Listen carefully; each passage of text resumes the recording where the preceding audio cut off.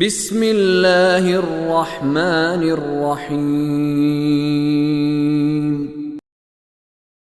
إنا أرسلناك شاهدا ومبشرا ونذيرا لتؤمنوا بالله ورسوله وتعزروه وتوقروه وتسبحوه بكرة وأصيلا إن الذين يبايعونك إنما يبايعون الله يد الله فوق أيديهم فمن نكث فإنما ينكث على نفسه ومن أوفى بما عاهد عليه الله فسيؤتيه أجرا عظيما۔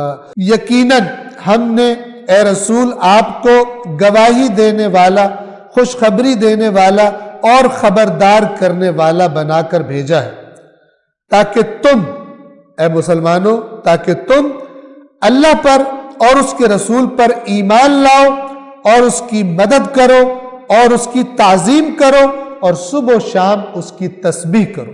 اب دیکھیں یہاں پر بھی لفظ مدد ہے۔ گزشتہ مہینے آپ کو یاد ہوگا سورہ محمد میں آیت آئی تھی، اگر تم اللہ کی مدد کرو گے تو اللہ تمہاری مدد کرے گا۔ اب کوئی آ کے کہے کہ مدد تو محتاج مانگتا ہے، تو اللہ تو آپ لوگ کہتے ہیں محتاج ہے ہی نہیں۔ یہ کس طرح عرض کروں میں آپ کی خدمت میں، مجازی طور پر کہا جاتا ہے ترغیب دینے کے لیے کہ اللہ کہہ رہا ہے کہ میری مدد کرو، یعنی کیا کرو؟ اللہ کسی کا محتاج نہیں ہے۔ اللہ نہ رسول اللہ کا، نہ مولا کائنات کا، نہ اہل بیت میں سے کسی ہستی کا، نہ کسی نبی کا، نہ کسی ولی کا۔ اللہ کسی کا محتاج نہیں ہے، سب اس کے محتاج ہیں اور سب اپنی محتاجی اسی کی بارگاہ میں سوال کر کے دور کرتے ہیں۔ یہ ہر مسلمان کے موحد کے دل میں، ذہن میں کلیئر ہونا چاہیے، کیونکہ اس قسم کے جراثیم معاشرے میں ایسے کچھ پھیلائے جا رہے ہیں کہ کچھ لوگ سمجھتے ہیں کہ اللہ بھی بعض جگہوں پہ محتاج ہو جاتا ہے۔ جو اللہ کو رائی کے دانے کے برابر بھی کسی کا محتاج سمجھے وہ دین سے خارج ہے، وہ توحید ہی نہیں اس کی ٹھیک۔ لہذا میں اس پر بار بار تاکید کیا کرتا ہوں۔ یہ کیا اگر تم اللہ کی مدد کرو گے، یعنی خدا تمہیں حکم دے رہے کہ دین کی حمایت کرو، نکلو میدان میں، اگر یہ کرو گے تو گویا تم نے خدا کی مدد کی ہے، ورنہ تو آسمان و زمین سب اللہ کے ہیں۔ وہ چاہے سب کو مسلمان کر دے، وہ چاہے سب کو اٹھا کے جہنم میں ڈال دے، وہ کچھ بھی کر سکتا ہے، لیکن جو آزمائش کا میدان اس نے لگایا ہے اور انسانوں کی آزمائش کرنی چاہیے، وہ آزمائش یہ ہے کہ تم دین قبول کرو، پھر اس دین کی حمایت کرو خدا کی رضا کے لیے۔ اور یہ بالکل یہی بات وہاں پر بھی ہے جہاں اللہ فرماتا ہے کون ہے تم میں سے جو اللہ کو قرض حسنہ دے؟ اللہ تعالیٰ کا سارے آسمان و زمین کے خزانے اللہ کے، یہ ترغیب دینے کے لیے کہ اللہ تبارک و تعالیٰ کہہ رہا ہے کہ تم میرے راستے میں خرچ کرو، میں اس کو اپنے لیے قرض سمجھوں گا اور میں کئی گنا زیادہ کر کے تمہیں واپس پلٹاؤں گا۔ لیکن یہ میدان میں جانا ہو یا خدا کی راہ میں خرچ کرنا ہو، وہ چیزیں کہ جو انسان کی دنیاوی چیزوں سے ٹکراتی ہیں، یہ وہی کرتے ہیں جن کے اندر ایمان کی دولت اور قوت ہوتی ہے۔ ورنہ انسان کہتا ہے کہ دین سے میں لوں تو صحیح، تسبیحوں اور دعاؤں سے مجھے کچھ ملے تو صحیح، لیکن جب دینے کا ٹائم آتا ہے تب وہ کوئی اور تعویل کر کے پتلی گلی سے نکل لیتا ہے، کہتا ہے کہ یہ خرچ کرنے والا کام مشکل ہے، میدان میں جانے والا کام مشکل ہے۔ تاکہ اس کی مدد کرو، اس کی تعظیم کرو اور صبح و شام اس کی تسبیح کرو۔ یقیناً جو لوگ آپ کی بیعت کر رہے ہیں وہ یقیناً اللہ کی بیعت کر رہے ہیں۔ اب یہ کتنا زبردست میڈل دیا جا رہا ہے۔ اے رسول پاک بیٹھے ہوئے تھے درخت کے نیچے اور اپنا ہاتھ سامنے کیا اور کہا کہ مجھ بیعت کرو کہ یہاں سے جانا نہیں ہے، تم نے مر جاؤ گے، میدان نہیں چھوڑو گے، اور انہوں نے رسول اللہ کے ہاتھ پر بیعت تھی، اور جو حالات تھے کلیئر تھا کہ مرنا ہے. غیب تو پھر اللہ جانتا ہے، اللہ کے رسول کو جو اس نے خبر دی وہ جانتا ہے، کو تھا کہ مرنا ہے یہاں پر، اور انہوں نے بیعت کی. تو جب انسان اپنی جان، اور جب جان سے گزر ہے تو مال سے بھی گزر گیا، ظاہر ہے مال تو مدینے چھوڑ کے آئے تھے جو تھے بھی ان کے پاس، تو ہر چیز سے گزر رہے تھے. تو جب اس طرح کوئی عبد اللہ کی خاطر کرتا ہے تو اللہ نے کیا فرمایا کہ اے رسول جو آپ کے ہاتھ پر بیعت کر رہے ہیں وہ اصل میں میرے ساتھ بیعت کر رہے ہیں. اور کیا فرمایا؟ ید اللہ فوق ایدیہم، اللہ کا ہاتھ ان کے ہاتھوں کے اوپر، یعنی اللہ کی تائید ساتھ ہے. اب یہاں پر ایک دفعہ صلوات پڑھے محمد و آل محمد.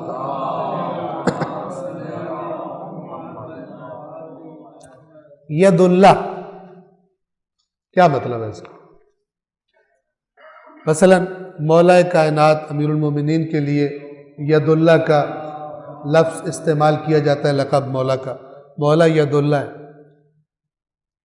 اس کا مطلب کیا ہے کہ اللہ تعالیٰ ایک جسم ہے اور مولا ان کا ہاتھ ہے. یہ کفر ہے. نہ اللہ جسم ہے اور نہ ہی اللہ اجزاء پہ مشتمل ہے، کہ اللہ کا ایک جسم ہو، باڈی ہو، اور جیسے ہمارے باڈی پارٹس ہیں، ٹھیک ہے، مثلا کوئی کہے نہیں وہ بہت طاقتور ہے، بہت بڑا ہے، جتنا بھی بڑا کوئی کہہ لے، لیکن اللہ کو جسم بنا دے. اور کہے اللہ کے بھی جیسے ہمارے باڈی کے پارٹس ہیں، ہم سے بہت بہتر ہیں لیکن ہیں پارٹس. اللہ کی آنکھ ہے، اللہ کی زبان ہے، اللہ کا ہاتھ ہے، اللہ کا پاؤں ہے اور فلان ہے. یہ کفر ہے. اللہ جسم نہیں ہے. جسم مکمل ہونے کے لیے اپنے اجزاء کا محتاج ہوتا ہے، اور اللہ کسی چیز کا محتاج نہیں ہے. مثلا میں نے اگر چلنا ہے تو میں پیروں کا محتاج ہوں، میں نے اگر کوئی چیز پکڑنی ہے تو میں ہاتھ کا محتاج ہوں. اللہ تبارک و تعالیٰ ایسا نہیں کوئی چیز نہ ہو تو وہ محتاج ہو جائے گا اور وہ چیز آ جائے تو. اور اسی بات سے وہ غلط معنی نکالا، کیونکہ مولا ید اللہ ہے، لہذا مولا نہ کرے تو اللہ سے بھی نہیں ہوتا. یہ کفر ہے. یہ کفر ہے. یہ ذہنوں میں واضح کر لو. مولا عین اللہ ہے، اگر مولا نہ دیکھے تو اللہ بھی نہیں دیکھ سکتا. یہ کفر ہے. اور اسی طرح باقی بات، مولا کو اگر مولا علی کو اگر ید اللہ کہا گیا، یہ مجاز ہے. مجاز کس طرح ہے؟ کہ جس طرح اللہ نے فرمایا تھا کہ اگر میری مدد کرو گے تو میں تمہاری مدد کروں گا. اب یہ خدا کی مدد سے کیا مراد تھی؟ اللہ کے دین کی مدد. تو اللہ کے دین کی مدد کے میدان میں سب سے آگے علی ہوتے ہیں، لہذا کہا گیا ید اللہ ہے. نہ کہ اللہ کا کوئی ایکچولی ہاتھ ہے. جو اللہ نے کہا تھا میری مدد کرو، جس معنی میں وہ مدد تھی اس معنی میں حضرت علی سب سے آگے ہیں. میدان آئے جنگ میں سب سے آگے ہیں، مشرکین کو قتل کرنے میں سب سے آگے ہیں. تو مجازن کہا گیا علی ید اللہ ہے. اور کیونکہ شجاعت میں سب سے آگے ہیں کہا گیا اسد اللہ ہے، اللہ کے شیر ہے. توجہ فرما رہے، یہ مجازی استعمال ہوتا ہے ایک لفظ کا. ورنہ تو کوئی کہے اچھا تم کہتے ہو علی عین اللہ ہے، علی ید اللہ ہے، علی اسد اللہ ہے، وہ کیا ہے؟ ایک چیز ہے، یہ تین چیزیں، چار چیزیں ہیں، کیا ہیں؟ توجہ فرما رہے ہیں. مجاز ایک خاص معنی میں استعمال ہوتا ہے، نہ کہ ایکچوئل معنی مراد ہوتی ہے. جب ہم کسی انسان سے کہتے ہیں کہ بھائی یہ بڑا شیر ہے، تو ہم کیا کہنا چاہ رہے ہوتے ہیں؟ کہ یہ بڑا بہادر ہے. چونکہ شیر کا لفظ بہادری کے لیے استعمال ہوتا ہے. ایسا نہیں ہے کہ شیر کا مطلب ہے کہ نعوذ باللہ وہ انسان نہیں ہے، کچھ اور ہے. یہ حقیقت اور مجاز کا فرق ہوتا ہے. یقیناً جو لوگ آپ کی بیعت کر رہے ہیں وہ اللہ کی بیعت کر رہے ہیں، اللہ کا ہاتھ ان کے ہاتھ کے اوپر ہے. پس جو بھی اپنا عہد توڑ دے تو وہ اپنے ساتھ ہی عہد شکنی کرتا ہے، اور جس نے اس عہد کو پورا کیا تو اس نے اللہ کے ساتھ جو اس نے اللہ کے ساتھ کر رکھا ہے تو اللہ عنقریب اسے اجر عظیم عطا کرے گا. یعنی یہ تم نے بیعت کر لی ہے، بہت زبردست کام کیا ہے، تو جو اس پہ پکا رہا اللہ اسے اجر دے گا. جس نے توڑ دیا توڑنے کا وبال بھی وہ خود ہی بھگتے گا. صدق اللہ العلی العظیم.